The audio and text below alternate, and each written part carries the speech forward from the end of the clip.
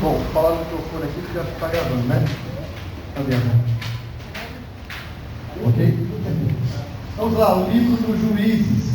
Então, antes da gente começar, vamos nos ambientar na Bíblia, tá? Temos pessoas aqui de diversos tempos de igreja, níveis, né? Assim, onde é que está esse livro? Qual é o contexto desse livro? Nós vamos tratar disso em um slide aí, mas vamos nos situar na história bíblica. Gênesis, primeiro livro da Bíblia, criação do mundo, vem a história de Noé, o dilúvio, vem a Torre de Babel, a dispersão das nações, e ali, como as nações foram formadas, você tem ali muita genealogia, nomes, para onde foram. Depois você tem Abraão, o chamado de Abraão, né? Por meio dele, a promessa de Deus em fazer bem-aventurados todas as pessoas da terra, as famílias da terra, benditas, todas as famílias da terra. Então, o chamado para as nações em geral, por meio de uma pessoa, Deus chama Abraão e promete a ele descendência, terra, um nome e bênção para todas as nações, por meio dele, descendente dele. E aí vem a história dos patriarcas, né? Noé, considerado sim um, mas vem Abraão, seu filho Isaac, Jacó, que tem 12 filhos, e Gênesis termina com a história de José, né? Um dos filhos de Jacó. Então a história de José termina em Gênesis, em Êxodo começa com a morte de José, e aí o faraó já não lembrava mais quem foi José, o faraó novo lá, o povo se multiplica e cresce muito. Em Êxodo, então, começa com um novo faraó, tendo receio de que esse povo que está no Egito, porque foi para o Egito por causa do sonho, lembra disso? O sonho das vacas magras e gordas. O povo agora está no Egito, os hebreus estão no Egito, José morreu, e aí se passam muitos anos e o faraó não se lembra mais quem é, começa a escravizar os hebreus. Então passam-se os 430 anos de escravidão no Egito, não é? E aí vem o libertador, que é Moisés. Moisés liberta os hebreus, é chamado por Deus, Deus levanta Moisés, capacita Moisés, e Moisés liberta o povo, tem as pragas do Egito, a Páscoa ali, né, a passagem do anjo da morte, a 10ª praga, abre-se o mar vermelho, então o povo sai, e o povo sai rumo aonde? Rumo para que lugar? Para Canaã, a terra prometida. Canaã, que é para onde foi Abraão. Se estabeleceu naquela região, já vai ver mapas já, tá bom? Mas é uma terra onde hoje é a Palestina, a grosso modo, é Canaã. Onde hoje está Israel, é Canaã, ali, aquela faixa perto do mar Mediterrâneo, ali, aquela faixa litorânea ali. Então, o povo agora no deserto, 3 meses até chegar a Canaã, mandam-se os espias. Dos espias, só 2 voltam com respostas positivas. Vamos entrar, Deus prometeu, é nossa terra, mas eles são muito grandes. 10 dizem não, o povo é incrédulo, o povo começa a murmurar desde a saída. Muitos episódios, isso, Êxodo, Números relata isso, tá? Levítico, a instituição dos sacrifícios, como é que Deus quer ser adorado, diferentemente de como eles adoravam. Deus quer ser adorado de certa maneira. Tem os 10 mandamentos lá em Êxodo. Então o povo do deserto é metade de Êxodo, Levítico, Números. Tudo bem? Então começamos em Gênesis, estamos no deserto já, passando aí 400 anos depois de José, tá? Só para situar a gente nessa cronologia. Então, o povo chega finalmente às planícies de Moabe, que é bem do lado direito ali do Rio Jordão, para entrar na terra. Eles estão na fronteira. Isso é Deuteronômio. Deuteronômio, o povo está onde? Está na fronteira da terra, não entrou ainda. É o último discurso de Moisés antes de morrer. Moisés não entra, mas ele dá um discurso final, ele repete a lei. Logo nas planícies de Moabe, um pouquinho antes de entrar. Eles entram na terra. Que livro é? Josué. Josué é o livro da entrada. Moisés morto, liderado agora por Josué, o povo entra na terra. E aí as conquistas de Josué pela terra. Até que a terra é parcialmente conquistada e se dividem então as tribos pela terra. A divisão é feita na terra prometida de Canaã, a feita para as tribos. Você tem as 12 tribos de Israel ali. Esse é o contexto maior. E então Josué morre, e assim começa o livro dos Juízes. Morte de Josué, olha aí, ó, veja aí Juízes 1. Depois da morte de Josué. Então, só para situá-los no tempo, nós estamos já depois do Mar Vermelho, bem depois, tá? O povo já entrou na terra, Josué já estabeleceu o povo na terra, não conquistou tudo, mas o povo está na terra, e Josué morre. Então, vem esse período dos juízes, tá bom? Vamos então olhar para esse período. O título, juízes, por que esse título? O título aí é designação dada a libertadores de Israel, que libertaram seu povo de opressões de outros povos. Por que outros povos? Porque eles não dominaram toda a terra de Canaã, ainda ficaram povos naquela terra. Só que esses povos estando ali, vez ou outra oprimiram Israel. E então os juízes eram esses libertadores de Israel, depois do período da conquista de Josué, até chegar à monarquia lá em Saul. Então, durante esse período, Josué, até o primeiro rei que foi Saul, o período é o dos juízes. Tá? E porque esse nome não é que eles eram juízes como nós entendemos hoje, questões judiciais, forenses, não é isso. Tá? A palavra é para libertadores, e é esta a palavra. Pessoas que libertavam Israel da opressão de outros povos que estavam na terra prometida ali. O título em hebraico é esse aí, é o Sopetim, tá? Eu trouxe para a nossa tradução. Veja aí, Juízes 2, vamos visitando Juízes aos poucos, tá? Juízes 2:16. Juízes 2:16. Suscitou o Senhor juízes, olha lá, Sopetim, que os livravam. Então veja que o título está relacionado com o que eles faziam, que os livravam das mãos dos que os atacavam e roubavam. É isso que tem a ver a palavra juiz, libertadores, tá bom? O termo juiz se refere a um líder com múltiplas funções. Nós vimos, primeira e principal, é um libertador, é um salvador. Tem a ver com um libertador militar, porque povos estão ali, guerreiam contra Israel, oprimem Israel. Israel é levantado por Deus alguém para libertar o povo da opressão. Uma questão militar. Depois, há uma função também de administrador e encorajador da justiça. E eu vou provar isso já. Na nação de Israel. É alguém que não só liberta militarmente, mas alguém que encoraja o povo e que administra a justiça a esse povo. E também que mantém os termos da aliança na religião de Israel. Então você vê que tem um aspecto militar, libertação militar de outros povos, um aspecto civil de manter justiça e um aspecto religioso de manter os termos da aliança de Deus com o povo. Vai ficando mais claro isso conforme o estudo, tá bom? Mas vamos lembrando dessas funções. A principal é militar, libertadores militares.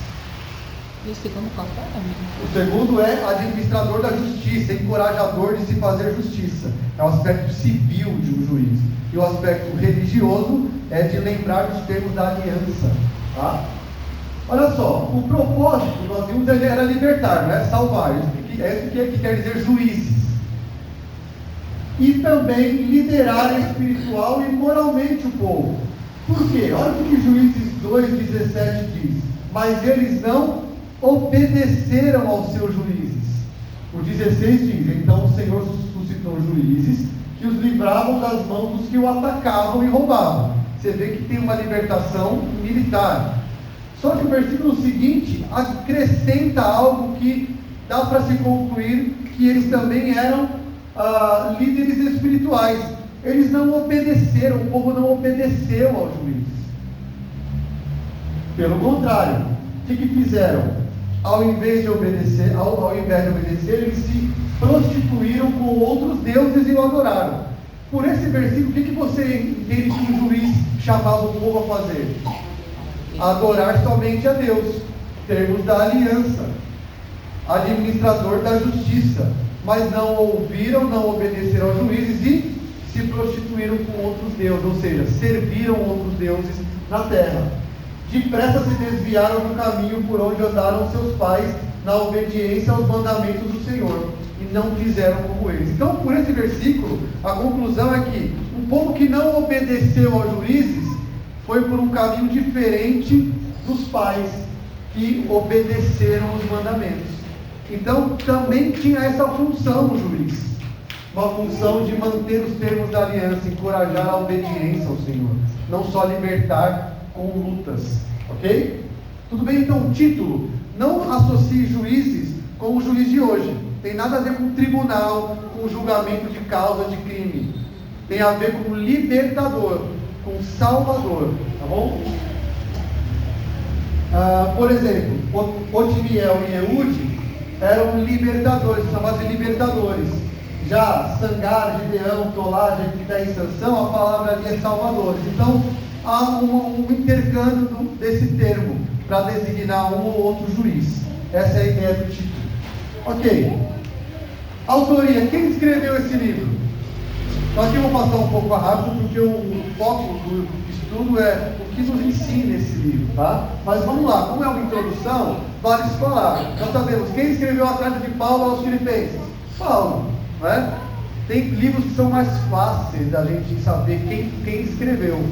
No Antigo Testamento, alguns não são tão fáceis assim. No Novo Testamento nós temos Hebreus, que é um incógnito, mas no Antigo Testamento temos algumas dúvidas quanto a alguns. Por exemplo, Juízes, autoria desconhecida.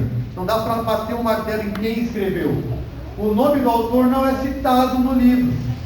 Não tem uma passagem em primeira pessoa. Então eu não tenho de referência a essa pessoa, nem o nome de quem escreveu, tá? É um livro anônimo. O que mais a gente pode falar? Propostas. Quais as possibilidades de autoria? Samuel. É uma boa possibilidade. O Talmud, que é um documento judaico, escrito pela tradição judaica, não é Bíblia, tá? É um documento extra do judaísmo. O Talmud diz que Juízes foi escrito por Samuel, porque tem uma escrita similar. Então, por exemplo, olha aí, ó, Juízes 1, Juízes 13, 2, e alguém abre em 1 Samuel 1. Eu vou ler Juízes 13, 2. Obrigado. Juízes 13, 2. Havia um homem de Zorá, da linhagem de Cã, chamado Manoá, cuja mulher era estéril e não tinha filhos. Alguém lê 1 Samuel 1. Houve um homem de Ramataim, Zofim, da região montanhosa de Efraim, cujo nome era Eucana, filho de Jeroão, filho de Eluí, filho de Toú, filho de Zufê, Eufraimita. Perceberam a similaridade? Havia um homem de tal lugar, filho de tal. É similar a escrita. Dá para bater o martelo? Não dá, mas é similar. Samuel possivelmente é do escritor de Juízes. Parece, tá? Então, até porque Samuel foi o último juiz. É considerado o último juiz. Se você olhar o período que Samuel está, é antes de Saul. Entre Josué e Saul, que período é? Juízes. Samuel está nesse período. Então, é bem possível que tenha sido Samuel que escreveu no livro dos Juízes. Ou uma proposta de alguns estudiosos, foi depois do exílio, bem depois que o povo volta do exílio, alguém compilou, pegou os escritos e juntou. É uma proposta, tá? Mas eu acho que é bem saudável, não é nada ir muito longe de uma real possibilidade que é de Samuel, o escritor de Juízes. O autor, que tenha sido autores, ou o escriba, depois da morte de Samuel, que compilou isso, escreveu certamente depois que aconteceu tudo. Então, está tudo no passado ali, é uma história contada, tá? Então, essa é a autoria. Então, vimos até aqui o título, Juiz, que significa o quê? Vamos lembrar? Libertador, Salvador, tem a ver com militar, civil e religioso, principalmente militar. Vimos aqui a autoria, desconhecida, possivelmente Samuel. Quando que foi escrito esse livro? Provavelmente no período da monarquia. Se Samuel está ali certamente antes da monarquia, porque é ele que unge Saul e ele que unge Davi, não é? É Samuel que faz isso. Se foi ele que escreveu, ou o Juízes foi escrito no período de Davi ou no de Saul, tá? E por que isso também é dito? Porque em Juízes tem um refrão muito comum. Olha a quantidade de referências bíblicas. Naqueles dias não havia rei em Israel. Então isso nos faz pensar que quando alguém escreveu, havia rei. Então naqueles dias não havia, mas no tempo da escrita havia. Samuel, sendo o escritor, queria situar o leitor. Ó, isso aconteceu quando não tinha rei em Israel.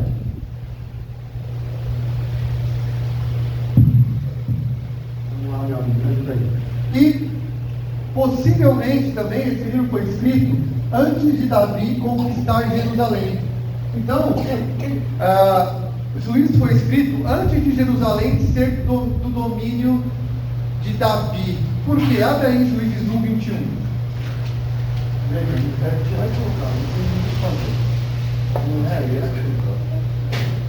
Juízes 1, 21. Olha lá. Porém, os filhos de Benjamim não expulsaram os jebuseus que moravam em Jerusalém. Assim, os jebuseus vivem com os filhos de Benjamim em Jerusalém até o dia de hoje. Até o dia de... Olha o que o escritor está falando de Juízes, o escritor de Juízes. Então, os jebuseus que não foram expulsos e habitam até o dia de hoje em Jerusalém. O Juízes 1, 21. Antes, os jebuseus habitavam com os filhos de Benjamim em Jerusalém até os dias de hoje. Então, o autor se coloca de alguma forma no tempo aqui, até os dias de hoje. Então, certamente, esse livro foi escrito antes de Davi conquistar Jerusalém, tá? Cerca do ano 1000 antes de Cristo. É aí mais ou menos os estudiosos situam a escrita de Juízes. 1000 antes de Cristo, ok? Então essa é a data da escrita do livro. Cronologia, ou seja, como é que o livro de Juízes, que está de Josué até Saul, como é que ele é, quais são os acontecimentos dele no tempo? Vamos lá. Ele é da morte de Josué, como nós lemos aí, Juízes 1, até Samuel, no início do reinado de Saul, tá? A cronologia é um pouco incerta, depende de vários fatores. Então, assim, dá para datar quando aconteceu a história de Sansão? Não dá para datar muito bem, porque depende de alguns fatores. Então, por exemplo, qual a data do Êxodo? Não dá para bater o martelo, porque sabendo do Êxodo, eu vou saber de mais ou menos 40 anos depois, certo? Porque o povo fica 40 anos no deserto. Aí vem Josué, que se instala na terra, 20 anos de conquista de Josué, e aí vem Juízes. Então tudo depende de datas anteriores, que não dá para bater o martelo, mas dá para a gente falar de cerca de 350 a 400 anos. O livro de Juízes ocorreu nesse período, de 350 a 400 anos. Então você tem aí 21 capítulos, são 350 anos que estão ditos em Juízes. Não parece, né? Parece que foi assim, 3 meses. São 350 anos do livro de Juízes. Tudo que ocorreu ali, ocorreu em 350 anos. Então, longo período. Tá? Então, cuidado, é igual em Atos, né? A gente passava uma folha, parece que passa um dia. Passou às vezes 20 anos. São 350 anos, mais ou menos, do livro todo dos acontecimentos. O Otiniel, que é o primeiro juiz, é a geração seguinte a Josué, porque diz ali que depois da morte de Josué. E Sansão, que é o último, é contemporâneo a Samuel. Então, se você pegar de Juízes até 1 Samuel, você tem 350 anos ali. Só para a gente se situar no tempo, tá bom? Então aqui uma tabela rapidinha, só para a gente, só por curiosidade. Ali você tem os Juízes. Tá bom.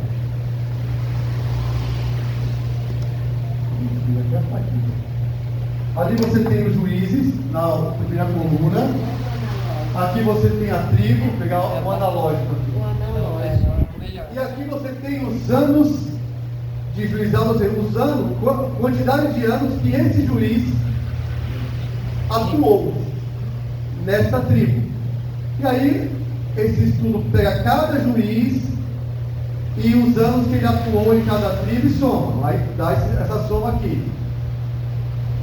Depois, pega-se o povo opressor e soma-se os anos de opressão. Então, os arameus oprimiram Israel por 8 anos, e aí vem o Otiniel e julgou por 40. Então, somando isso aqui, dá 111. Alguns nós não sabemos, o escritor não nos dá o tempo. Somando isso, dá 407 anos. Mas por que 350 então? Porque muito possivelmente alguns juízes são contemporâneos. A gente não pode olhar para o livro dos juízes cronologicamente um depois do outro. Muitas libertações aconteceram ao mesmo tempo, porque são em regiões diferentes de Israel, em tribos diferentes. O autor não está preocupado em te situar depois que Sansão morreu, veio fulano. Não, ele está dizendo, houve uma opressão do povo tal e veio um libertador tal. Mas quando? Pode ter sido sobreposto isso. Então, 407 anos, segundo os estudiosos fazem a conta, não cabe no tempo de Josué até Saul, por algumas outras evidências. Então, entende-se que alguns juízes julgaram ao mesmo tempo, em lugares diferentes, tá? Que é o que eu trago aqui, ó. Somando-se essa tabela, que é uma cronologia do período de Josué e do juiz, ó, divisão da terra, o Josué, tempo até a morte de Josué e os anciãos. Aqui começam as opressões. Então, pegando essa data, isso aqui é antes de Cristo, a 1398 antes de Cristo, até o último juiz, dá essa quantidade aqui, que é mais aceitável, tem mais fundamento isso. Desde a morte de Josué até Samuel, que é o último juiz, você tem mais ou menos essas datações, cada juiz que atuou, e você tem mais ou menos 357 anos. Por isso que o livro pode colocar em 350 anos, o livro de Juízes, tá bom? A história. Qual é o gênero literário? Ou seja, que tipo de escrita é essa daí? É uma carta? Não é uma carta. É um livro com escrita apocalíptica, de figuras, de imagens? Também não é. É um livro que está dentro dos livros históricos do Antigo Testamento, portanto é narrativo, tá? O principal gênero é uma narrativa, tá? Ou seja, uma descrição de fatos, igual Atos. Atos é um livro narrativo, não é uma carta, não é um livro de apocalíptico, com imagens, com símbolos, não é uma poesia, é uma narrativa. Mas existem outros gêneros dentro do livro, o que é comum no Antigo Testamento. Às vezes você tem no livro de Gênesis uma poesia, você tem em Gênesis 2 isso. Adão fez uma poesia para Eva. Ali, o gênero ali, só naquele trecho é poema, é poesia. Então em Juízes você também tem isso. Tem poesia, que é o canto de Débora, em Juízes 5. Você tem um enigma, que é um tipo de escrita. Lá em Sansão, lembra dos enigmas de Sansão? É um tipo de escrita também. E você tem uma oração também. Você tem orações, que não é uma narrativa, é uma oração. Mas, majoritariamente, Juízes é uma narrativa. Descrevendo fatos. Quais são as características de uma narrativa? Personagens, você identifica claramente personagens.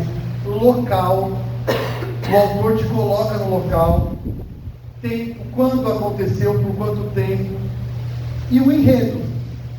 Alguns juízes não têm muita descrição. Outros, como Sansão, Jefté, Gideão, tem mais de um capítulo para eles. Então você tem um enredo, um começo, meio e fim da história. Então isso caracteriza uma narrativa. Tá? Então o gênero predominante em Juízes é narrativa. Bem? Qual o contexto histórico desse livro? Esse livro se passou em qual contexto? Vamos lá. Vimos que os israelitas entraram em Canaã com Josué, ok? Esse livro de Josué descreve essa estrada, as conquistas, Jericó, Ai, aquela derrota em Ai lá que o Acã esconde. Então tem as conquistas em Josué. Depois da entrada, boa parte da terra ainda ficou por ser conquistada, controlada por Israel. Israel não conquistou tudo. Josué não foi o conquistador perfeito da terra. Ele foi imperfeito, ele não conseguiu fazer tudo. E nessa terra de Canaã haviam cidades-estado com governo próprio, e que elas aos poucos foram sendo repovoadas pelos seus habitantes. Então Israel estava ali, as 12 tribos estavam ali, mas haviam ainda outros povos que estavam antes de Josué, que não foram completamente exterminados. Então Israel não conquista toda a terra e não expulsou todos os habitantes como deveria. Vamos ver esses textos aí? Juízes 13:1.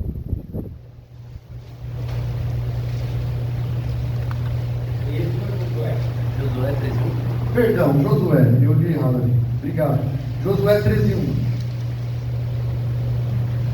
Josué já era bem idoso e o Senhor lhe disse: você já é bem idoso e ainda ficou muita terra para ser conquistada. Veja só, então, ainda tem muita terra para ser conquistada, Josué. Agora, qual é o problema disso?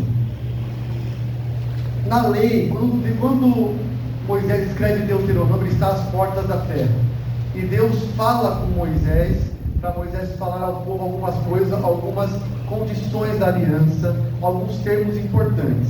Então eu quero ler agora Deuteronômio 7, porque isso é muito importante para a gente entender até a teologia de Juízes, um pouco do ensino de Juízes. Acompanha comigo a leitura de Deuteronômio 7.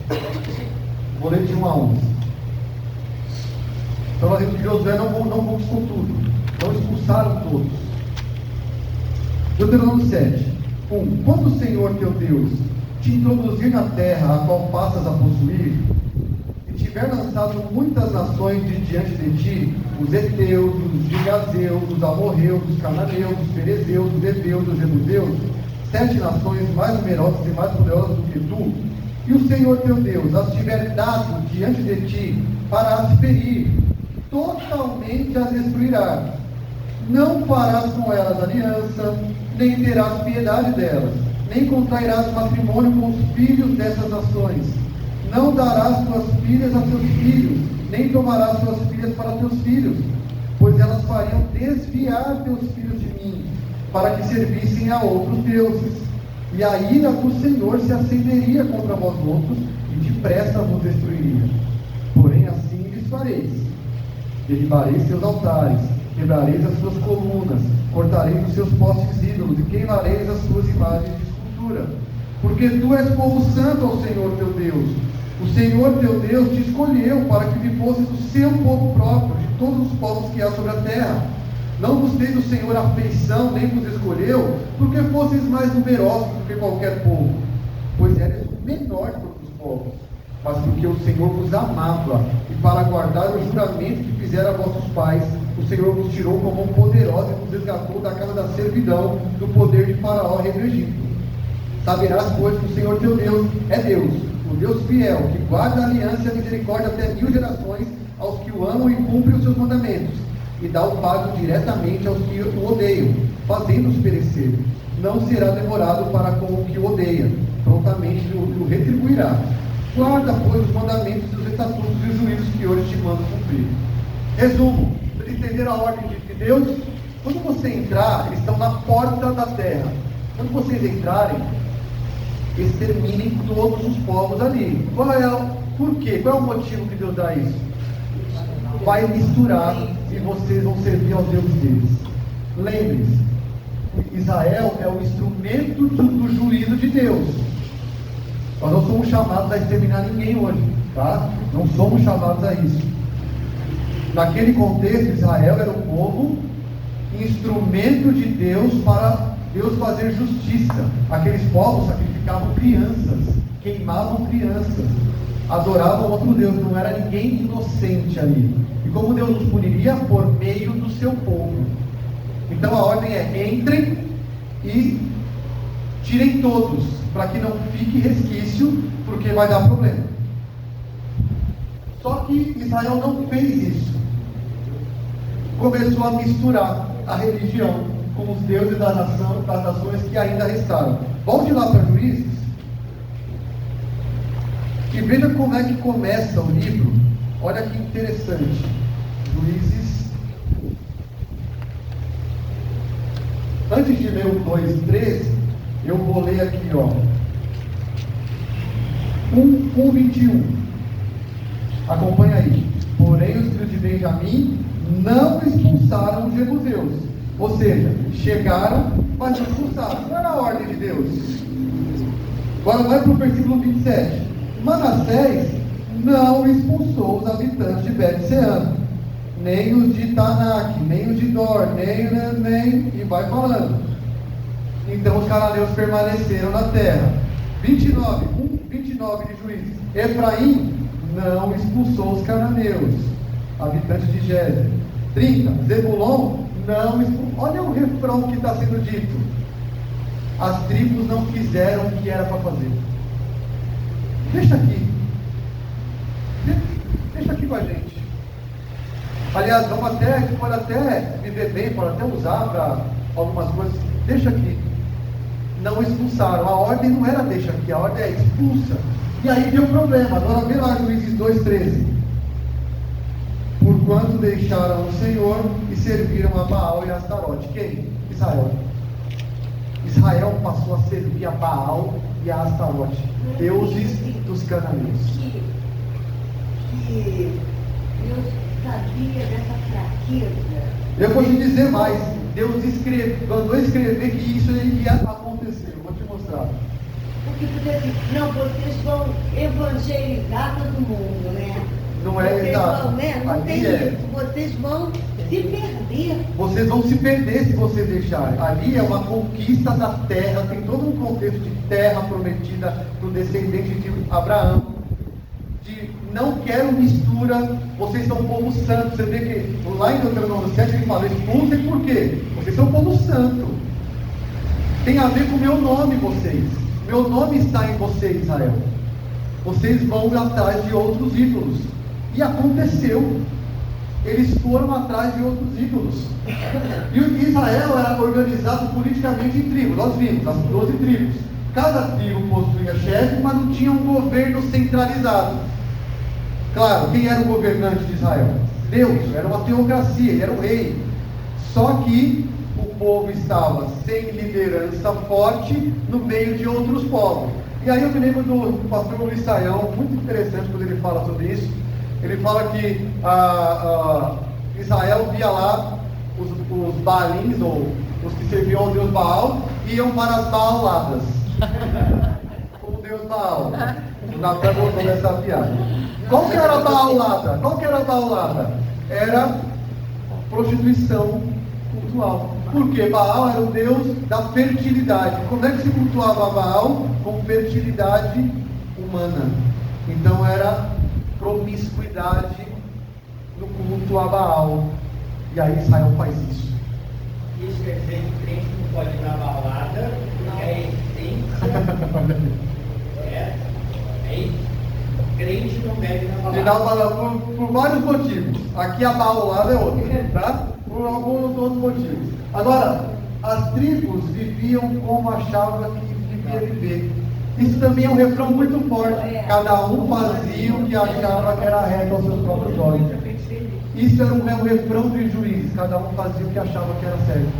A gente parece que está assim. Olha as aplicações aí, muito bem. Pode trazer, vai ser no final, mas é isso que a gente mesmo. está nesse tempo agora. Quando se... Por isso que é muito atual, é muito atual. A igreja evangélica em geral, vamos dizer, é como quer, cada um faz o que quer. Quando se abandona a lei, cada um faz o que acha certo. Cada um tem a sua verdade. Olha como é muito atual esse livro para hoje. Cada um tem a sua verdade. Isso dentro do povo de Deus, pessoal. Dentro do povo de Deus, cada um acha, eu faço o que eu quero. Deus é amor.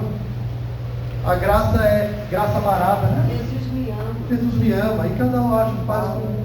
Eu lembro que eu falei assim para uma pessoa, né? Ó, Hebreus fala para a gente congregar, né? Então você diria, não, Deus entende. Deus entende. Eu tenho que estudar, eu tenho que fazer isso, eu tenho que trabalhar, eu tenho. Aí eu fiquei. Mas cada um é. Cada um faz o que quer. Então olha só, ele se prostituiu para Baal, por quê?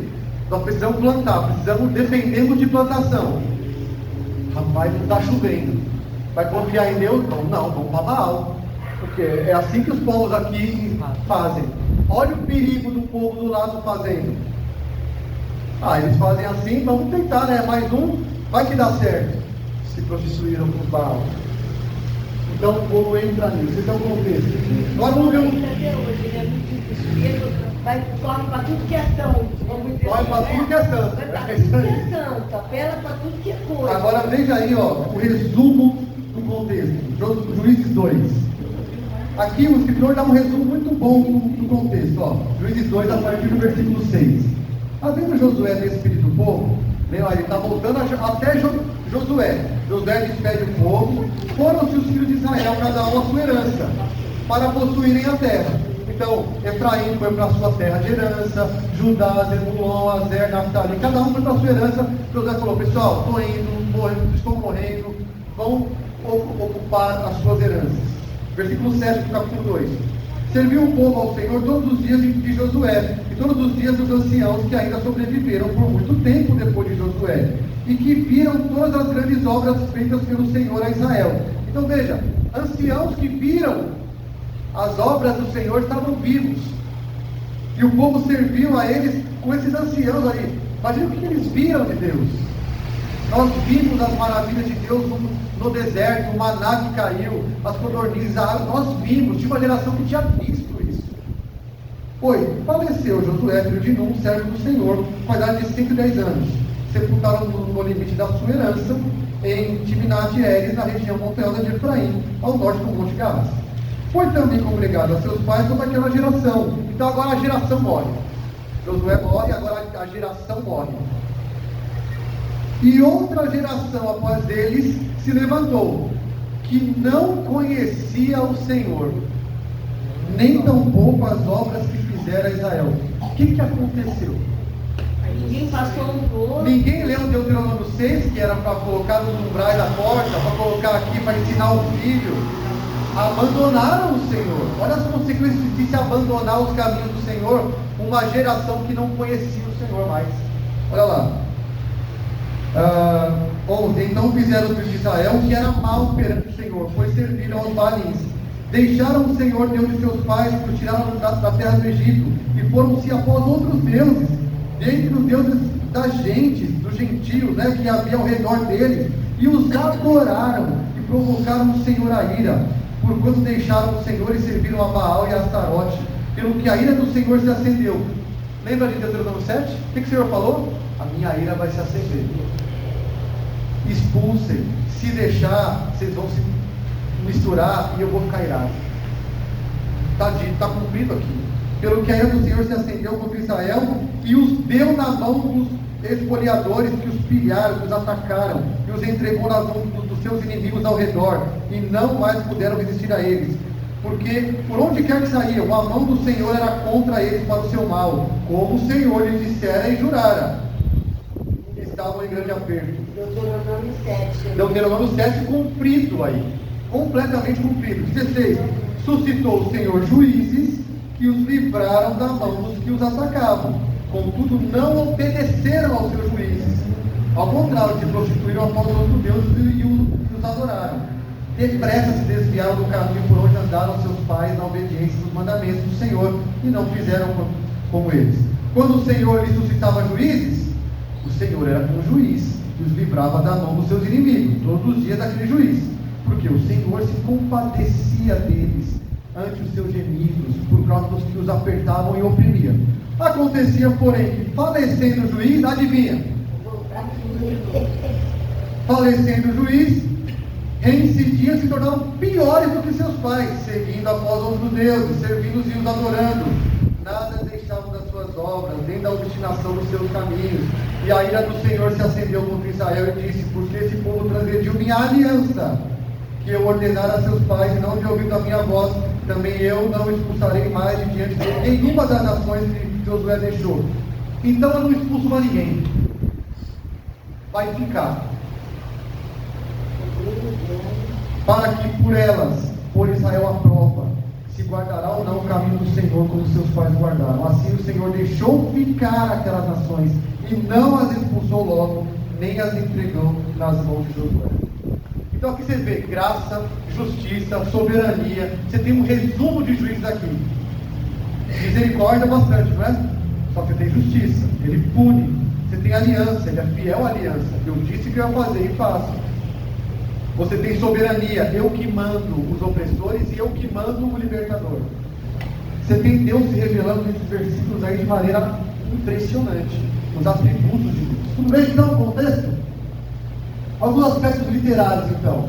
Então, você está conseguindo colocar na sua cabeça um panorama de Juízes? O título, quem escreveu, talvez Samuel, quando escreveu, na monarquia já, contexto histórico, como é que estava o povo ali. Então o Juízes pode ser dividido. Agora vamos pegar o livro, como é que ele foi escrito. 3 seções principais. Primeira, tem uma dupla introdução. O que diz essa dupla introdução? De 1 até 3:6, o povo se degenera moralmente, incapacidade em seguir as instruções do Senhor, eliminando os cananeus. Lembra lá? Manassés não expulsou, Efraim não expulsou, ele vai listando as tribos que não expulsaram os inimigos que devia ter feito. Então essa introdução é dupla. O povo se prostitui, vai atrás de outros ídolos, de outros deuses, e não faz o que tem que fazer. Tá? Você tem guerras estrangeiras fracassadas, falha na aplicação da lei, você tem mistura de religião com outras nações, e aí você vem o principal corpo de juízes. Olha os capítulos aqui, ó, do 3 ao 16, que são os chamados ciclos, que eu vou explicar agora com mais detalhe. São ciclos de juízes, mas vamos agora para o fechamento. É assim que é a estrutura, ó, do 1 até o 21, 25, que é o final. Você tem uma dupla conclusão do livro. Degeneração moral de Israel. Você acha que melhorou? No final, pastor, melhorou, né? O final conclui: Israel está podre, continua podre e não consegue estabelecer justiça na terra. Alguma similaridade, olha quanta similaridade. Ó, dupla conclusão, moralidade lá embaixo, incapacidade em estabelecer agora uma ordem interna. Aqui, incapacidade de eliminar os estrangeiros. Você tem sincretismo de novo, mistura de religião, como já fez aqui, e você tem agora guerras nacionais. Juízes termina com um negócio que é proibido para menores. É sério. É pesado o final de Juízes. É a causa de assim, decepou o corpo e dividiu as partes de um corpo para as 12 tribos. É assim que termina o livro. Um corpo decepado em várias partes. É assim que termina Juízes. Então, falha na aplicação da lei, só que agora não é contra os estrangeiros, é dentro de Israel. O povo está degenerado mesmo. Então é assim que é a estrutura de Juízes. Vamos ver agora esses ciclos, que é a maior parte do livro. Como é que é um ciclo dos juízes? Então, lá, resumindo, Israel faz o que é mal, por exemplo, vai atrás de outros deuses. O que acontece? Deus entrega opressores, né? Deus os entrega na mão de opressores, cumprindo a aliança. Deus é justo, Deus cumpre o que ele diz. O que acontece então? Israel serve aos opressores por vários anos, por X anos. Só que Israel se arrepende, clama ao Senhor. O Senhor é misericordioso, compassivo. Levanta alguém para salvar, um juiz, para juizar, para libertar Israel. Jonas tinha razão, né? Hã? Jonas tinha razão, sabia que era. Jonas tinha razão, sabia que você era coração mole. O opressor é vencido. Israel tem paz por X anos. Só que isso é um ciclo, ou seja, volta para onde? Volta para o começo. Não é desesperador isso? Tem paz, daqui a pouco, quando o juiz morre, nós lemos. O povo volta. Por isso que o juiz, não só a função dele não era só militar, ele também tinha uma função de estabelecer a aliança. Porque nós lemos que não obedeceram ao juiz e serviram aos outros ídolos. Então, quando o juiz morria, parece que agora liberou. Vamos voltar, vamos tentar lá com o Baal de novo, não está chovendo. Vamos de novo lá, para ver se chove. Voltar, então isso é um ciclo, ó. Isso se repete nesses capítulos. Tá? Esse ciclo. Quais as razões para esse ciclo? Primeiro, desobediência não expulsar o que tinha que expulsar, nós vimos. É uma razão, tá? Essa lei do Herem, que é a lei do destruir totalmente, lá em Deuteronômio 7, foi dito, destrua totalmente. Eles falharam nisso. Idolatria é a razão para esse ciclo. Voltavam a ser idólatras, voltavam a procurar outros deuses. Casamentos mistos com o povo que não era povo de Deus. Casamento misto, aí a esposa lá, ô marido, faz um altar aqui para o Deus tal, faz um agora para o Deus tal, vamos servir ao Deus tal, e vai, casamentos mistos com pessoas que não eram de Israel. O povo não obedecia aos juízes, e o povo se desviava após a morte. Essas são as razões básicas para o ciclo se repetir. O povo não segue, Deus oprime, o opressor oprime por tantos anos, o povo clama, Deus levanta o juiz liberta por tantos anos, tem paz. E volta o ciclo. Antes de você entrar no ciclo, é importante a gente entender que na entrada da Terra Prometida com Josué, existia uma lei toda formulada. Então, assim, quando os anciãos vão deixando de lado a lei e não transmitindo a lei para o povo, e aí eu estaria como exemplo, talvez tenham parado de comemorar a Páscoa, talvez tenham parado de comemorar a ceia,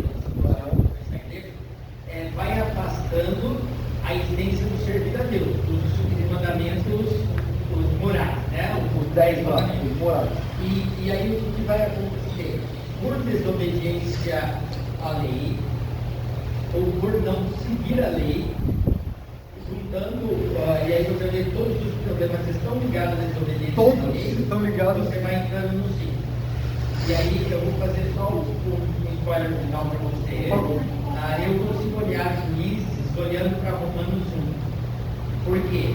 Porque ele começa mal, cada juiz do setor do ciclo vai piorando, então nenhum ciclo melhora, todos os ciclos pioram, e no final a gente tem a declaração generalizada. Absurdo. E aí eu vou lá e olho Romanos, que o homem entrega a sua própria lei, o homem entrega a sua própria lei e Deus o entrega a si mesmo, a do ciclo. Então dá para ler Juízes como Romanos. Excelente analogia. O homem entrega a si mesmo. A depravação é tanta que a gente vê um juiz como Sansão totalmente depravado também em seu comportamento. Exato, vai falar um pouco disso. Os juízes não são heróis. Os juízes são homens com falhas de caráter absurdas. Sansão é um exemplo. Sansão fez tudo que não devia fazer um nazireu. Ele fez. Mas Deus ainda assim o usa. A misericórdia de Deus sobrepuja ainda. Mas não são heróis. Não são homens para ser como Sansão. Não são lições de moral. São pessoas que estão em muito falhas. Tá? Excelente. Então aí tem alguns ciclos. Ó, aí um autor aí, o pastor me emprestou um livro muito interessante para esse gráfico. São os 3 Ds do ciclo. O povo se desvia, Deus disciplina e Deus traz o desafogo depois. O juiz traz o desafogo, só que depois volta de novo. Então, quais são os refrões aqui, ó? Esse círculo. Bom, o círculo central. E tornaram os filhos de Israel a fazer o que era mal. Isso é um refrão desses ciclos. Seguindo para cá, pelo que Deus nos entregou, lembra? Olha o que é mal, Deus entrega. Nas mãos de quem? Dos arameus, de Moabe, cananeus, Midian, Amon, filisteus. E aí eles oprimem por X anos. E aí o povo clama. E clamaram os filhos de Israel e Deus suscitou um juiz, libertador. Quem libertou dos arameus? Quem libertou de Moabe? E assim vai. Esse é o ciclo de juízes. Tá? Vamos seguir. E aqui a gente ainda mais para qual é o propósito do livro, qual é a mensagem do livro. Então eu listei algumas coisas, tá? E aí vamos conversando. Apresentar e avaliar de forma teológica. Bem, é uma narrativa, descreve um período, mas é inspirado por Deus. E tudo que foi escrito é para o nosso ensino. Toda a escritura é inspirada, útil para ensino, para correção. Então, não é uma narrativa comum. Isso não é uma historinha comum, é uma história inspirada por Deus, que o Espírito Santo usa para nos ensinar. Então, o livro avalia, a gente tem que olhar teologicamente para o livro, o que acontece entre Josué e Saul? Historinhas de Sansão, de Jefté? Vamos olhar com mais profundidade agora. Nós estamos vendo o cenário caótico que está. O que Deus está nos mostrando com esse cenário caótico? Como é que Deus se revela? Porque a Bíblia é a revelação de Deus. Como Deus se revela em Juízes? Então é um olhar teológico para isso. Como é que o ser humano é visto em Juízes? Um olhar teológico para a depravação humana, que vai decrescente o tempo todo. Desobediência de Israel, a aliança leva Israel a declínio. Então lembra que o pastor falou que é fato. Começa com desobediência. Começa com abandonar a palavra de Deus. É assim que começa. Vai levar a declínio espiritual e moral. Tanto individual quanto a nação. Olha lá os refrões. Então fizeram os filhos de Israel que era mal perante o Senhor. Isso é repetido nesses ciclos. E outro refrão, naqueles dias não tinha rei em Israel, cada um fazia o que era reto aos seus próprios olhos. Então, a desobediência leva a isso. Tem essa relação, desobediência, apostasia. O que é apostasia? Abandono da fé. A desobediência vai chegando a tal ponto, né, Raquel, que não precisa ir. Para que ir? Eu nem creio mais tanto nisso. Vai chegando a níveis até lá embaixo. Imoralidade, e aí ele é entregue, Romanos 1. É entregue. Então você entrega a si mesmo. E injustiças. O livro termina com um negócio absurdo. Tá? Então, quando o pecado não é eliminado, consequências virão. Quando a lei, a palavra do Senhor não é obedecida, consequências virão. Isso só vale para aquele tempo? Olha a aplicação para hoje. Quando o pecado não é eliminado, tem consequência. Quando a palavra de Deus é esquecida, tem consequência. Uma geração que abandonou o Senhor. Então, tem aplicações para os seus filhos, pais. Tem aplicações para a tua vida pessoal. Quando você despreza a meditação na palavra, igreja, congregar, vai declinando ou não vai? Gente, vai. Acho que todo mundo tem essa mínimo de experiência, infelizmente, talvez, de um desânimo, porque nem pega mais a Bíblia. Não, mas eu e Deus, não adianta. Tem essa relação, ó, desobediência, apostasia, vai abandonando, vai ficando cada vez mais imoral. Não só na área sexual, a gente pensa assim, olha o sexo. Não, imoral em todas as áreas. A mentira passa a ser tudo bem.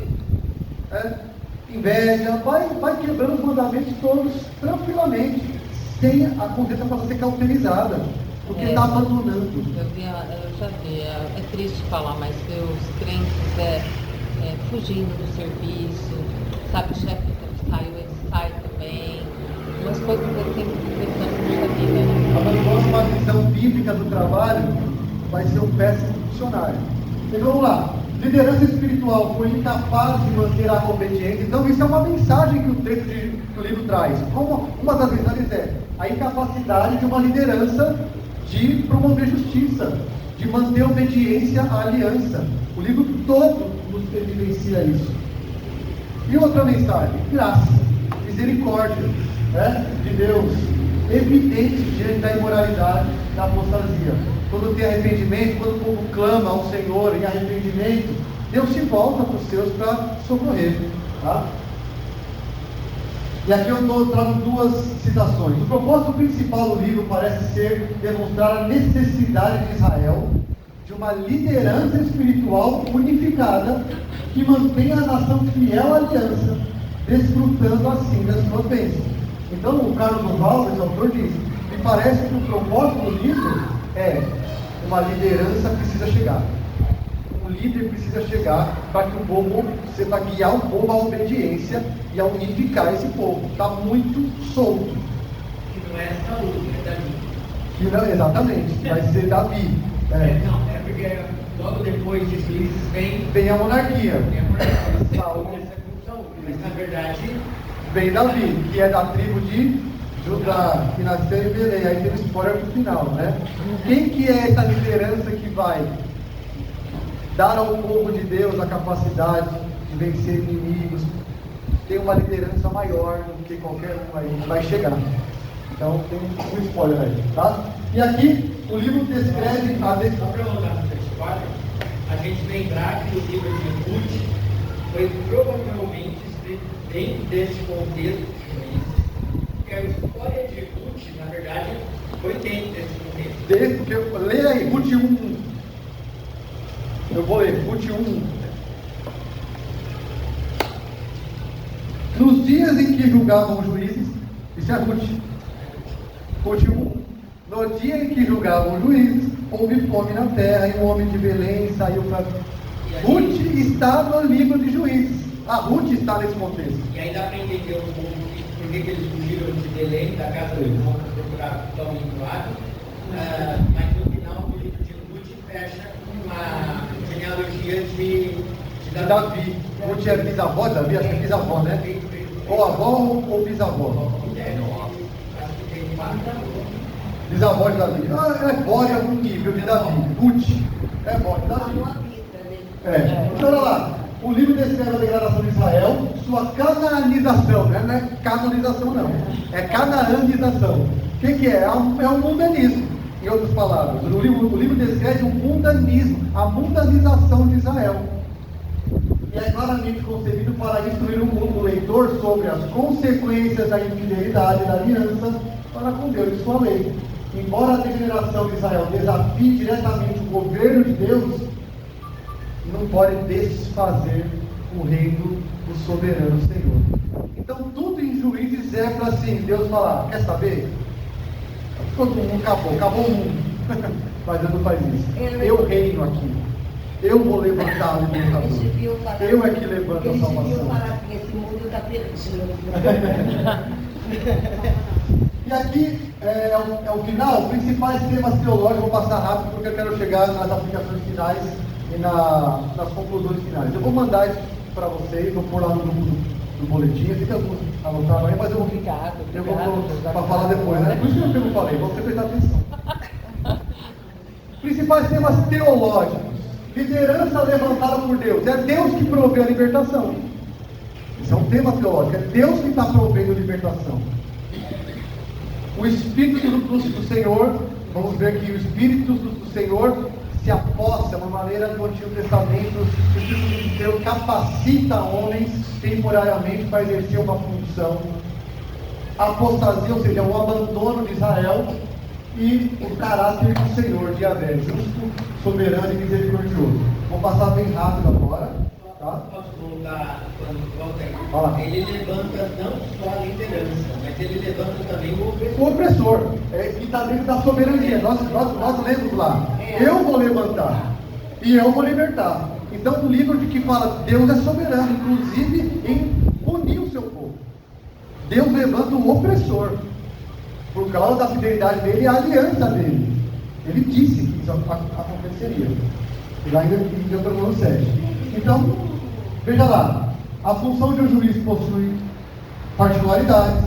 Os juízes não eram eleitos, pessoal. Ninguém elegia. Quem vota aí no Sansão? Não eram eleitos, nem era herdado.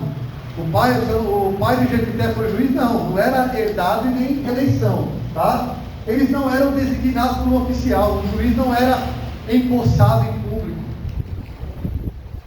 Não eram ungidos, no sentido de vamos ungir em público aqui. Não era assim. Tá? Tem pouca evidência de que eram escolhidos com base em espiritualidade. Nós temos alguns que não eram, mas temos alguns poucos que só falam que foi levantado e julgou e acabou. Fala rápido. E não sabe como. São os juízes menores, que tem pouco escrito sobre eles. Mas Sansão foi com base em espiritualidade? Jefité, Gideão, veja aí, né? Não foi. Não era esse o critério. Eram livros que Deus levantava para livrar Israel em um momento de necessidade. Quantos foram? 12. Sem contar Samuel e Eli, que foram os dois últimos. Tá? No livro tem 12 juízes. Samuel está em 1 Samuel. Tá? Mas ele está nesse tempo aí, dos juízes. As tarefas, nós já vimos, eram de natureza mais militar. E eles não possuíam relação com o tabernáculo, não eram assim religiosos, não eram aqueles que oficializavam sacrifícios, eram pessoas comuns, tá? Não eram levitas. Então aqui é importante, a intenção do autor não é fazer dos juízes um modelo de espiritualidade, é porque não foram. Então cuidado, se eu falar aqui numa aula, pessoal, o ensino do texto não é para sermos igual o Jefté, você pode me corrigir, porque não é para mostrar um herói. A intenção do autor não é mostrar heróis para nós, tá?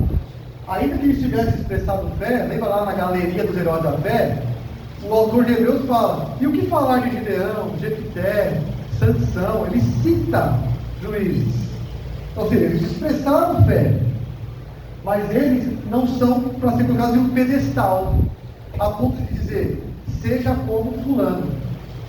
A lição é, faça o que Sansão fez. Não é para isso que foi escrito, tá bom? A tarefa era libertar como um instrumento de Deus. Como o Natan falou, nem sempre a conduta dele era aprovada por Deus. Sansão, todo errado. Todo errado. Deus orientava e capacitava esses juízes por alguns meios. Então, a Débora, o Baraque, foi orientado por Débora. Anjos orientaram Gideão e os pais de Sansão. O Espírito do Senhor orientava Otiel, Gideão, Jefté e Sansão. Então eram instrumentos de Deus, capacitados por Deus para exercer a função que eles tinham que exercer. Agora, falar sobre esse tema teológico, o Espírito do Senhor. Deus enviava o Espírito para capacitar esses homens para a tarefa. Então quem é o herói? Deus. Percebe? O Deus de Sansão libertou Israel dos filisteus. Porque o Deus de Sansão capacitou Sansão. Porque Sansão, pelo amor de Deus,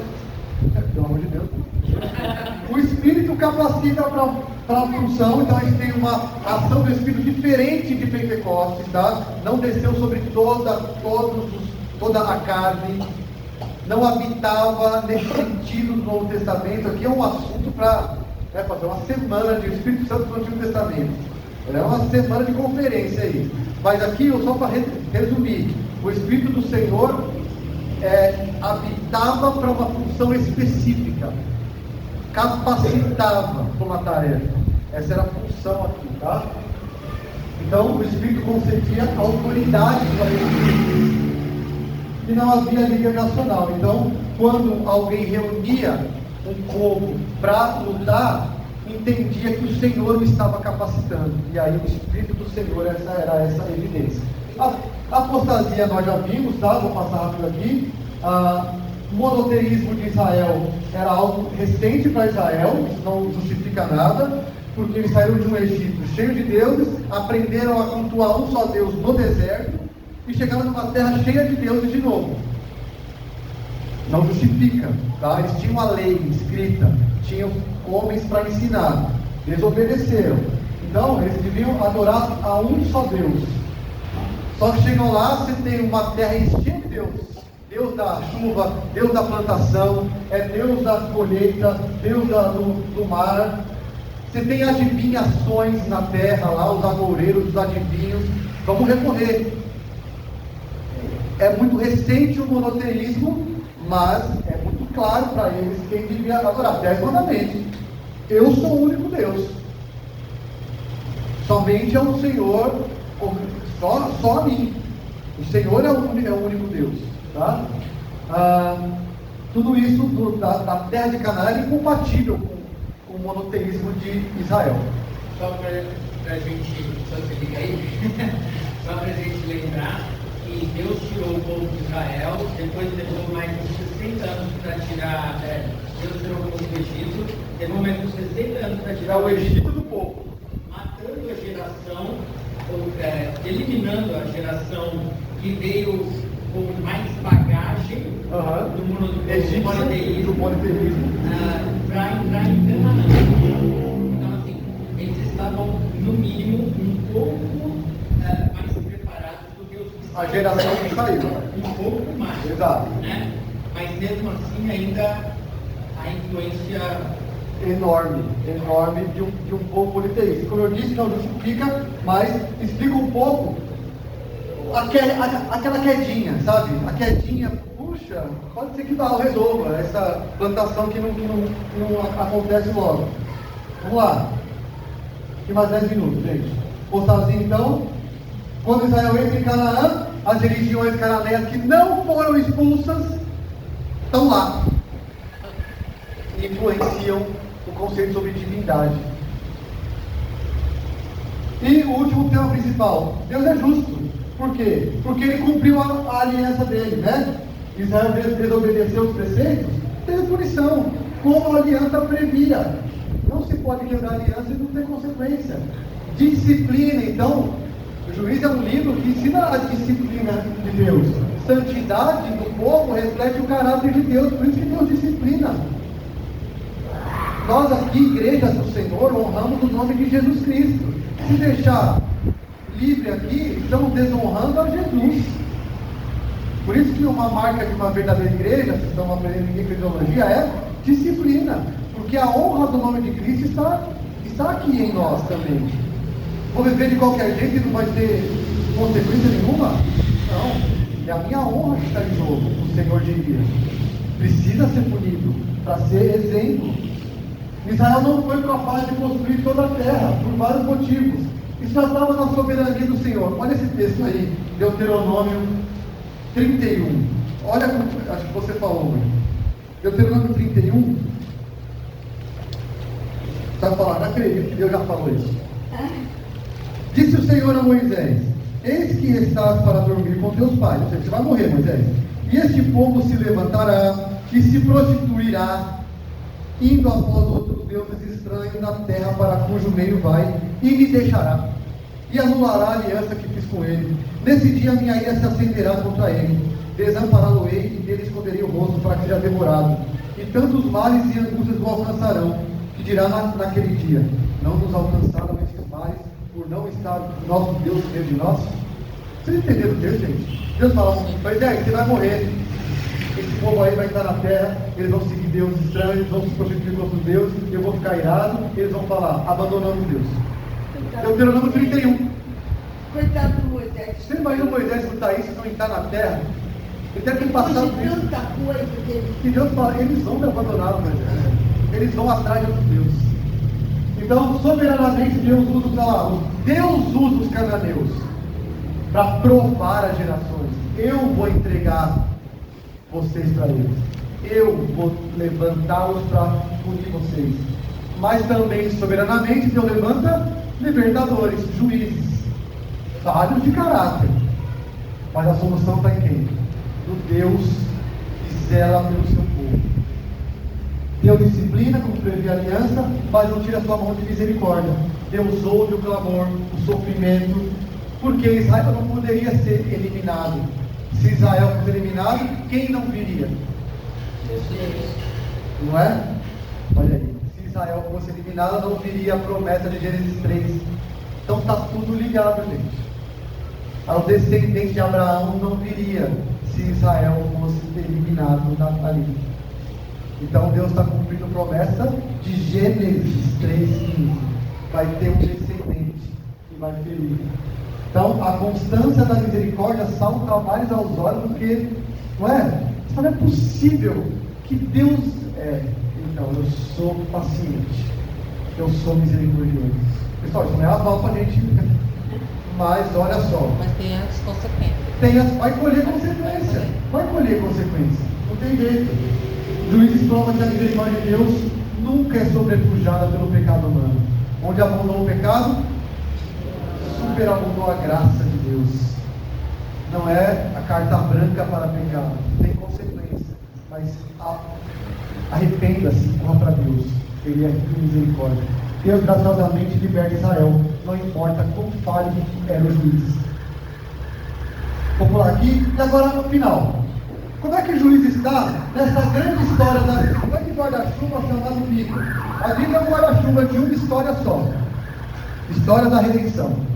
E está lá em vermelhinho, lá, ó, Juízes. Vamos lá, depois dessa introdução inteira, como é que você encaixa Juízes na história de Deus salvando o seu povo, por meio do Messias chamado Jesus Cristo? O que esse livro está fazendo na Bíblia? E se não tivesse juízes na Bíblia? O que a gente não saberia da história da redenção? Isso é uma pergunta que você pode fazer para todos os livros. Como esse livro se encaixa no grande guarda-chuva? E aí, alguém? Sugere? Ele é o libertador, né? Muito bem. O nome já... Quem é o libertador? É Jesus. É Deus, que vai enviar um libertador perfeito. Juízes se encaixa aí. A degradação do homem não impede o Senhor de trazer um libertador. Olha aí a história da redenção e Juízes. O que está fazendo nesse grande guarda-chuva? Tá? Aqui eu disse algumas coisas. Deus liberta seu povo e o conserva na terra por meio de libertadores. Tem um mediador que liberta. Lembrou de alguém aí? Tem alguém que Deus usa para fazer um ato de libertação. Só que esse ato não é perfeito, daqui a pouco volta de novo. Vamos lá. É Deus quem toma a iniciativa a favor do seu povo, para que esse não pereça completamente. Isso está dentro da história da redenção. É Deus quem toma a iniciativa. É Deus quem chama, envia e capacita pessoas para que as promessas sejam cumpridas. É Deus quem está chamando. Gênesis 12 é o início lá de uma promessa a Abraão, está dentro do guarda-chuva. Deus vai redimir pessoas de todos os lugares. Está no momento de trevas, Deus está levantando pessoas para não ficar nesse momento. O povo não ser extinto. É necessário um rei. Juízes antecipa a vinda de um reinado em Israel.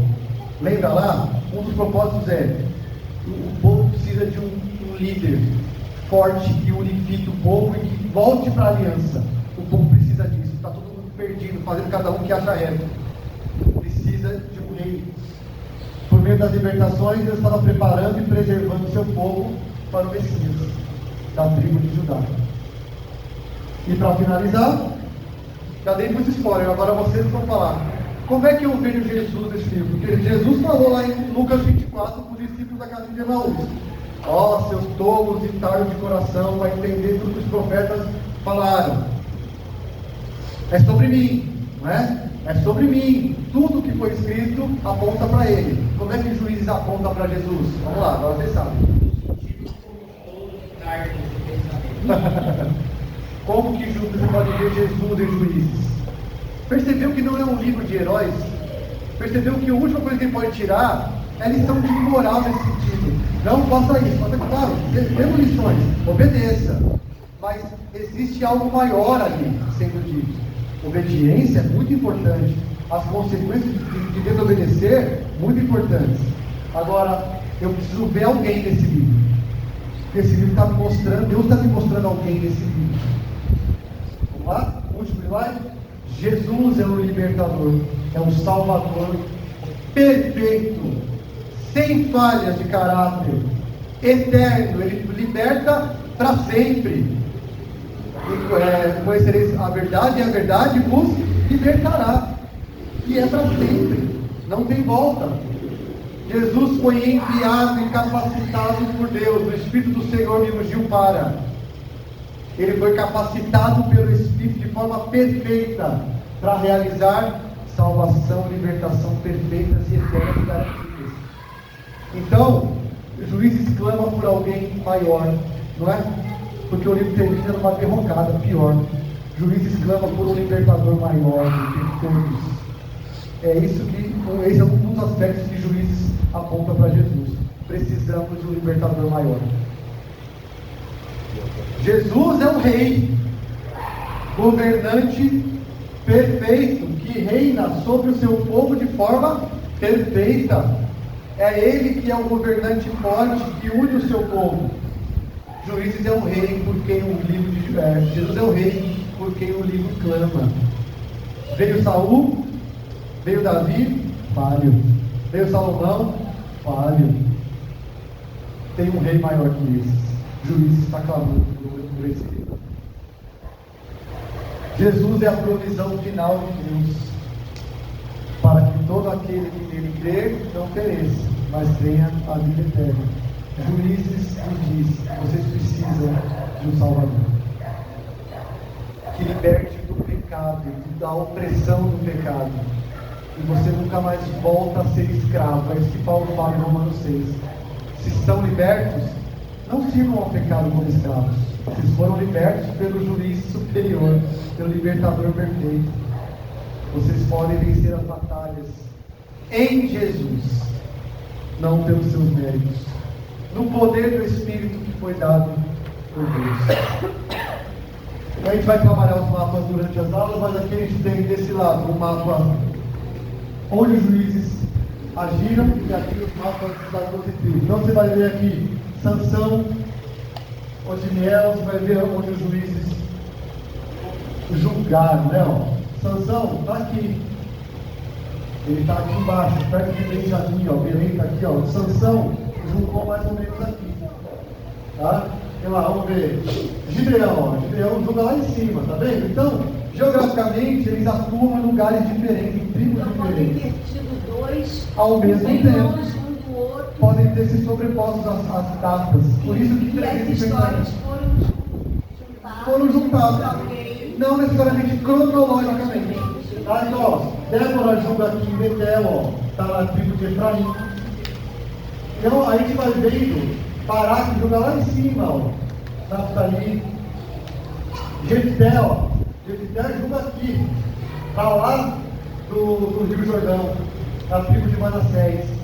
Percebe? Deus está vendo isso conforme os textos vão nos trazer. Empolgados para juízes? Legal demais, né? Dá outra cara para o livro. É um livro, é assim, alguns dizem, é um livro aterrorizante, porque é pecado grave, gente. É assim, vamos descer, abrir o poço, o esgoto, porque é triste o negócio. Mas as misericórdias do Senhor abundam para o seu povo. Deus é zeloso por você. Clamo por isso.